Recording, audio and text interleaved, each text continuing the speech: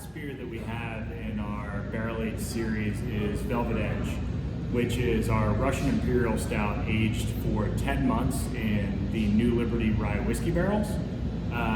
Russian Imperial Stout is a really special beer for me. I learned how to brew beer from Bob Brewer, who's the head brewer down at 2SP. He's one of the most award-winning brewers on the East Coast, and especially for his Russian Imperial Stout. So when we were able to brew it here, I was very excited to do it. I knew that from that first batch we were going to want a barrel age part of it. The barrel aging process in rye whiskey and bourbon in particular play really well with the characteristics of Russian Imperial Stout. Russian Imperial Stout is traditionally an English style, so it's made with a lot of English malt. It's very big, robust, sweet. It's what you would think about as a quintessential full-bodied beer, which plays really well with extensive barrel aging.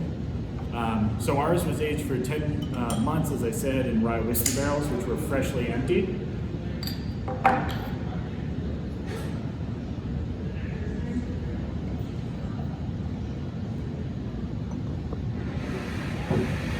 So you can see that opaque midnight black color and off-white head.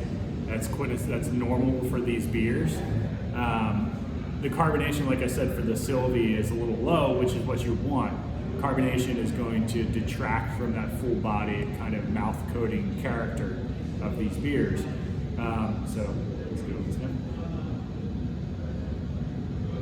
The first thing that I smell is Russian Imperial Stout with an undercurrent of rye whiskey.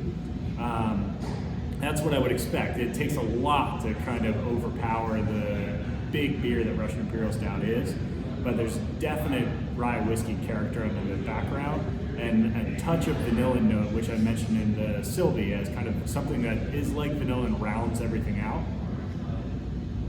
There's a little bit of booze, which you would expect from 10 months of barrel aging. It smells like rye whiskey.